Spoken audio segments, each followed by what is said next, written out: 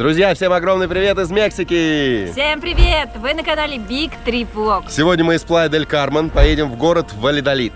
А также искупаемся в Сеноте и побываем в храме Экбалам.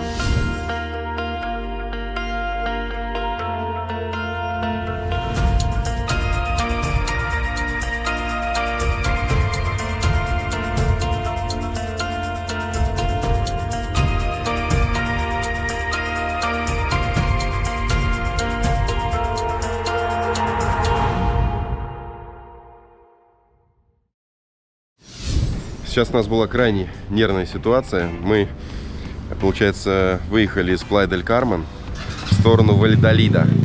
Заехали на платную дорогу. Сначала мы 30 километров проехали, потом еще 70, то есть 100 километров. И все эти 100 километров не было ни одной заправки. А у нас как раз именно в этот момент показал наш датчик, что бензин заканчивается. Я-то даже предположить не мог, что на протяжении 100 километров не будет ни одной заправки. Я не знаю, как мы доехали. Возможно, на солнечных батарейках, потому что сейчас погода крайне солнечная в Мексике. Поэтому мы просто каким-то чудом доехали до заправки. На самом деле сильно переживали, потому что даже останавливались возле полиции, там спрашивать как-то, чтобы, может быть, нам помогли. Сказали, нет, ничего сделать не можем. Максимум хотите, вот позвоните эвакуатор. То есть ситуация неприятная, поэтому имейте в виду, обязательно заправляйтесь, если вы выезжаете на платную дорогу, особенно вот которая между Плая-дель-Кармен и Вальядолидом. Кстати, она стоила 321 песо. Вот, обязательно заправляйте машину, не доводите до такой ситуации, как было у нас. Но сейчас, благо, все отлично, все нормально, мы довольны.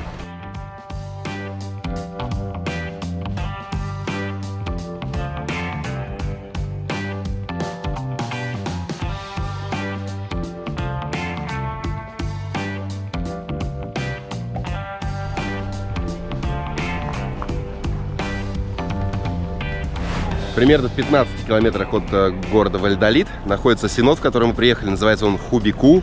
Стоимость 300 песо с человека, но сюда еще включен буфет. Земледелие. Согласен. Волк дождя. Он посильнее, судя по всему. Ну да. Покапывает. Диеса де ла луна и де ла ферtilidad. Это божество Луны и плодородия человеческого.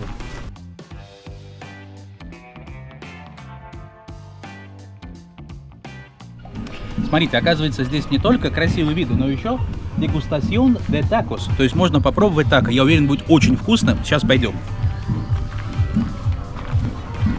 Пока идем до Сенота, обнаружили, что в различных домиках проводят, так сказать, мастер-классы, показывают, как готовить, например, вот такос. Здесь лепят лепешки из кукурузной муки и готовят их на огне совершенно без масла. Hola, señorita. Hola. ¿Qué es esto? Son tacos de cochinita pibil o huevo ponchado. Vale. El de cochinita. Sí.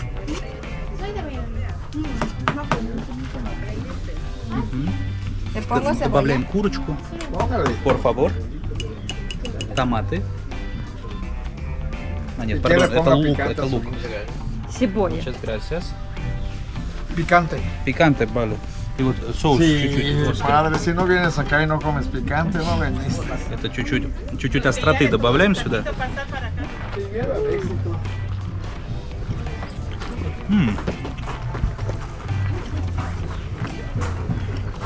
Ну, знаете, перебор по специям. Очень она и кисленькая, и острая одновременно. У нас так обычно скрывают свежесть мяса. Но в целом интересно. Главный дегустатор блюд у нас Али в ближайшие 2 недели, поэтому его отправили дегустировать тако. Но, видимо, бывало и получше, да? Да, бывало и получше. Хочется на табличку нож взять. Такой Да, Рейни. Ножку мы здесь не увидим, но видим здесь павлинов. Совсем рядышком в клеточке, можно полюбоваться.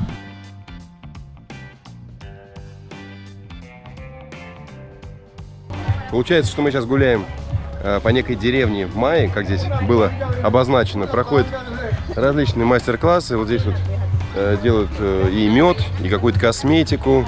Вот с другой стороны есть какой-то барчик небольшой. Также мы проходили местные домики, такие хижины. Такая небольшая познавательная экскурсия.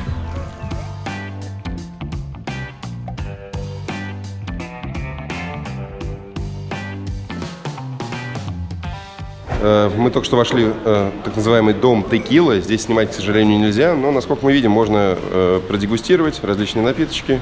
То есть дегустация текила – это достаточно частое явление в Мексике, в различных городах.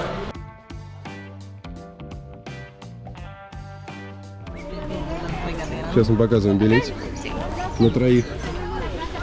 При входе нас встречают местные джигиты. Местные джигиты, переодетые народов майя. И спускаемся вниз по лесенкам уже в сам сенот. Сейчас мы увидели информацию об этом сеноте. Температура воды 20 примерно градусов, плюс-минус 2 градуса, и максимальная глубина 27 метров. Очень красивый сенот. Посмотрите, как сверху свисают лианы, попадает красивый солнечный свет, капает водичка. Безумно красиво, и видно, что вода чистейшая.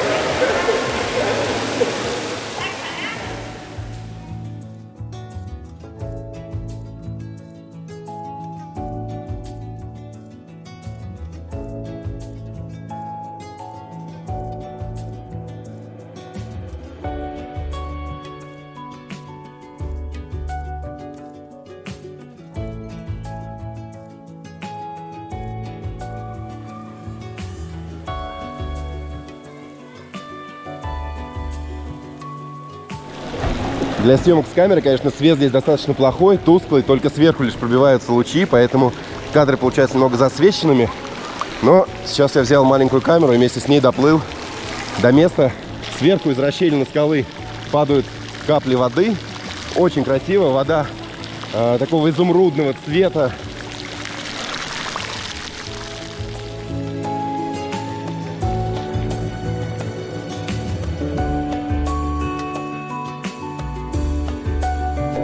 Пробуем природные мексиканские душевые.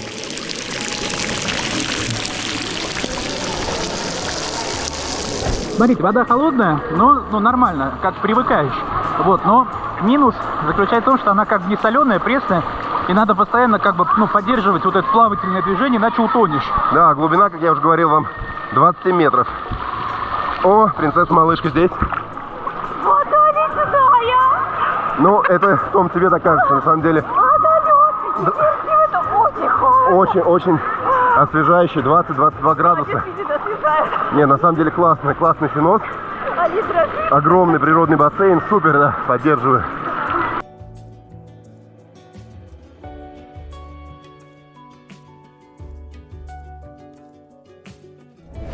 Даже с неким сожалением выходим из этого прохладного сенота. Впечатляющая, конечно, атмосфера, картинка. Да, замечательные сомы там плавают, такие черные. Вот, вроде как вот поймать их можно рукой, но нет, они хитрее уплывают. Но вода замечательная. Все, ребята сказали верно. Мне прохладно, я сейчас с радостью вышла в теплоту и хочу здесь еще поискать игуан и котик, потому что ранее мы до этого их видели. Да, здесь они пробегают, это верно. Ребята, так я и думала, что все-таки я найду игуану. Смотрите, какая красоточка у нас здесь развалилась.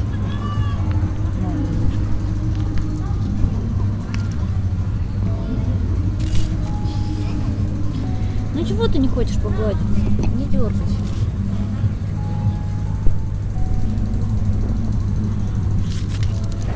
Сейчас людей становится все больше и больше, хотя время уже близится к 4 часам, а люди все прибывают. Поэтому, когда сюда приехали мы, где-то часа полтора назад, людей было гораздо меньше. Все гуляют по деревне Майя. Сейчас мы, кстати, направляемся на ланч, который также включен в стоимость посещения этого сенота. Увидели любопытную карту Мексики с различными странами на ней. Оказалось, что это обозначены штаты мексиканские по размерам, которые сопоставимы со странами различными. То есть один штат мексиканский равен некой стране. Вот так, друзья, недаром Мексика занимает 14 место по площади.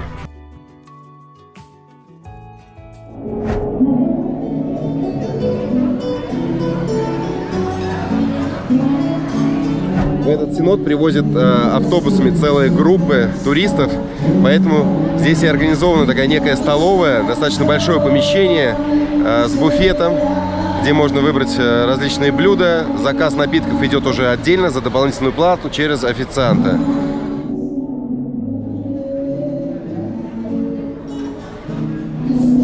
Сейчас, ребят, покажу, что еще есть в буфете салатики, салат из макарон, из капусты, коусло, есть помидорки, также арбузик, есть различные соусы, есть различные тако, печеньки, рис, фасоль, закончившиеся спагетти, пюре из тыквы, жареная курочка, вот они себе тоже накрывают тарелочку,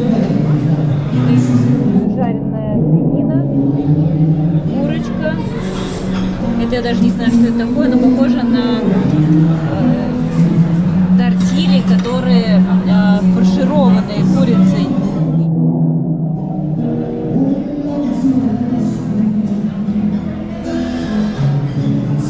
Через пару часов у нас будет уже полноценный ужин, поэтому здесь под пение музыканта мы взяли лишь несколько блюд на пробу.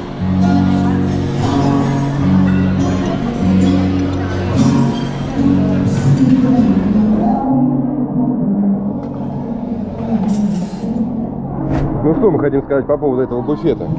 Он был прекрасный, друзья. Не на каждой экскурсии и не в каждом, не побоюсь этого слова, ресторане подобная кухня. Очень вкусные были и макароны, и курочка, и свининка. А какой был арбуз шикарный. Поэтому, представляете, за 300 песо вы получаете не просто синод, не просто прогулку по деревне Майя, а также еще великолепный ланч. Не просто ланч, я еще раз это подчеркну, а шведский стол. То есть подходить можно сколько угодно, брать сколько угодно. Мы где-то 2-3 арбуза, раздавили. Да, поэтому в некоторых ресторанах даже одно блюдо порой стоит дороже, чем 300 песо. Очень-очень рекомендуем сюда приезжать. Вернулись обратно на парковку после синода Хубику. Сейчас мы вам покажем храм, который находится в 5 километрах от этого места. Он называется Экбалам. И мы там были с Томочкой раньше, до того, как нам приехал Али. Поэтому сначала полюбуемся храмом, а потом поедем смотреть город Валидолид.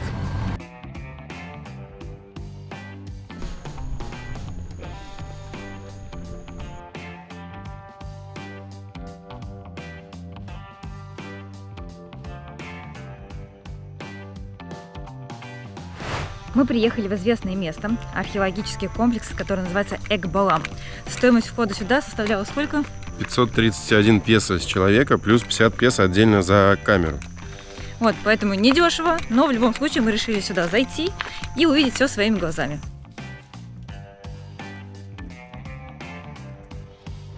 Уже успели нас минимум 2 раза, да, проверить? Или даже 3 раза билеты? В общем. 2 раза, пока еще камеру только не проверили. Да, поэтому контроль здесь на каждом шагу. Ну, а пока мы движемся вдоль, скажем так, лесополосы, периодически встречаются палаточки с сувенирами. Пока еще до пирамиды мы не дошли. Но видим уже карт.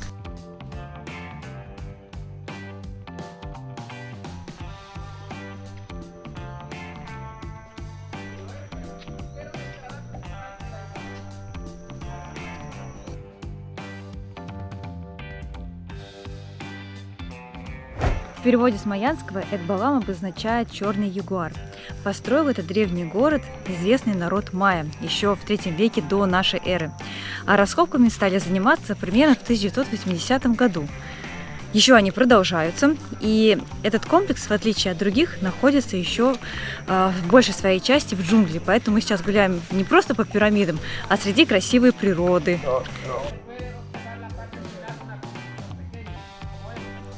Архитектурный комплекс состоит из множества зданий. Самое главное – это овальный дворец, акрополь, арки и многочисленные стелы. Сейчас мы подошли к одному из них. Это овальный дворец. И говорят, что раньше это здание служило обсерваторией. Но ходит, конечно, и другая версия. То, что здесь просто проводились ритуальные церемонии. Мы решили сейчас подняться наверх и посмотреть на Экбалам с высоты. Кстати, Экбалам, как говорят, точно еще не знаем, мы не проверяли сами, но то, что здесь это единственный комплекс, в котором можно подниматься на пирамиды. В других комплексах делать этого нельзя.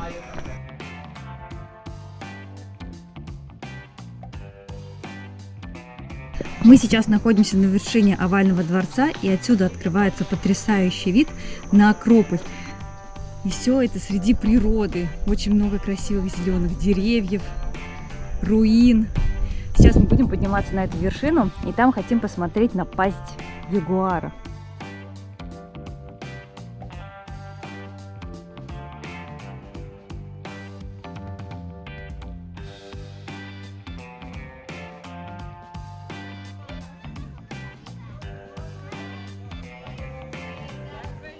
Мы подошли сейчас к Акрополю и будем подниматься вот туда наверх.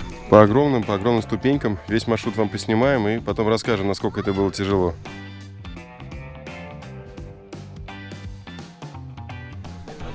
Ну, на самом деле получается не так уж и высоко, просто ступеньки очень большие. Вот можете видеть, кто-то уже в присядку спускается или поднимается. Но мы пока идем. Ребята, одного не понимаю. Майя были очень низким народом. Их рост был примерно 1,20 м, и самые высокие считались 1,50 м. Вот я не понимаю, к чему они делали такие высокие ступени.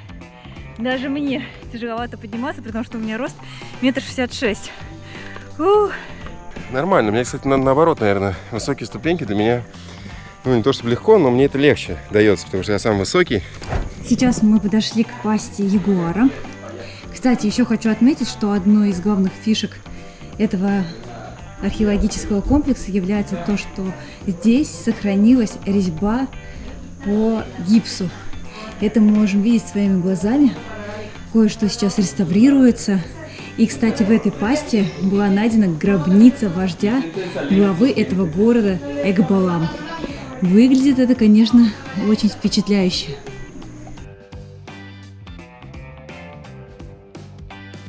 После небольшой передышки продолжаем подъем на самую вершину. Я думаю, весь подъем займет не больше 10 минут у вас, поэтому не так уж это и сложно.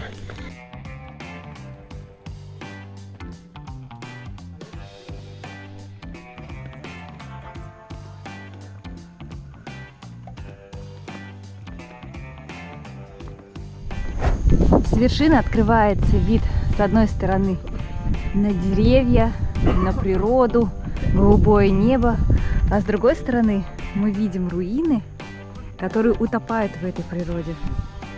Сейчас я вам покажу, какой путь нам пришлось преодолеть, но в действительности его не очень сложно.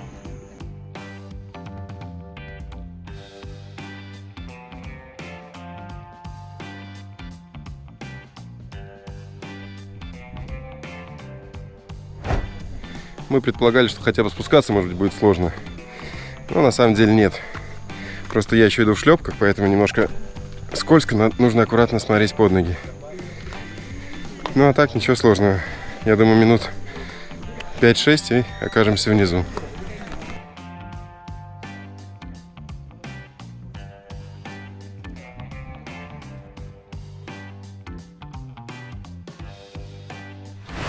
Сейчас солнышко уже садится, людей становится все меньше. Вот такой путь мы проделали, поэтому хочется еще раз отметить особенность этого археологического парка, что здесь можно подниматься на самую вершину пирамиды, гулять здесь, а в других археологических парках этого сделать, к сожалению, будет нельзя.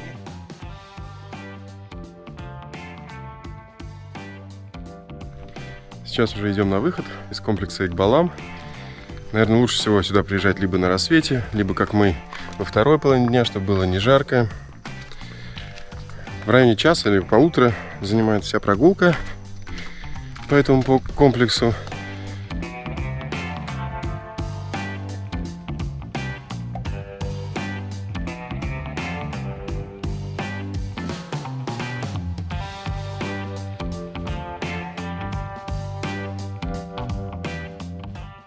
Сейчас мы приехали в город Валидолид. Он находится в штате Юкатан, поэтому время по сравнению с Москвой вновь увеличилось до 9 часов. Была разница 8 часов, сейчас 9. Находимся мы в центральном парке, где играет красивая музыка, ну и сам парк тоже великолепен.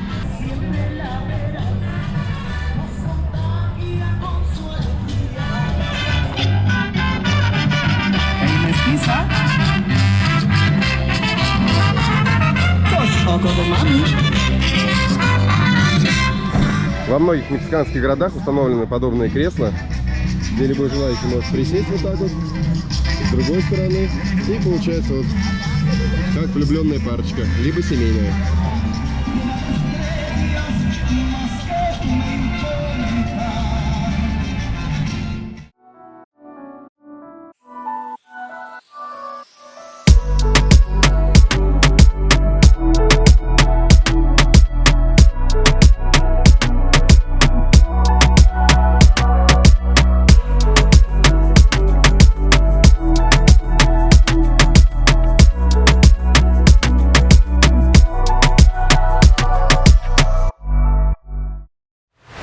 решил попробовать запустить дрон, а мы с Алией решили прогуляться вокруг собора, который называется Сан-Себастьян.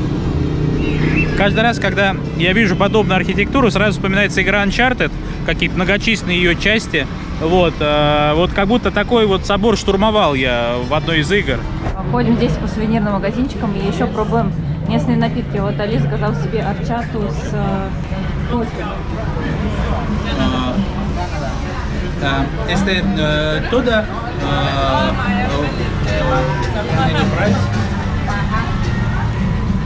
И присеваки. Tiene diferentes precios. diferente precio. Ajá, 700. ¿Qué más económico? Más económico, sombrero. Sí, para caballeros. Le doy descuento.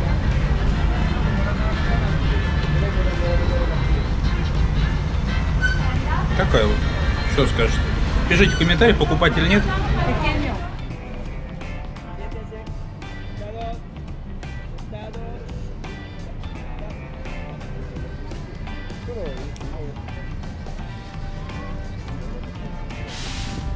Сегодня провели с ребятами еще один замечательный день в Мексике. Посмотрели красивый Синод, полюбовались городом Вальядолид. Но на этом не прощаемся. Будем путешествовать втроем и дальше. Всем пока! Ставьте лайки, пишите комментарии. До новых встреч!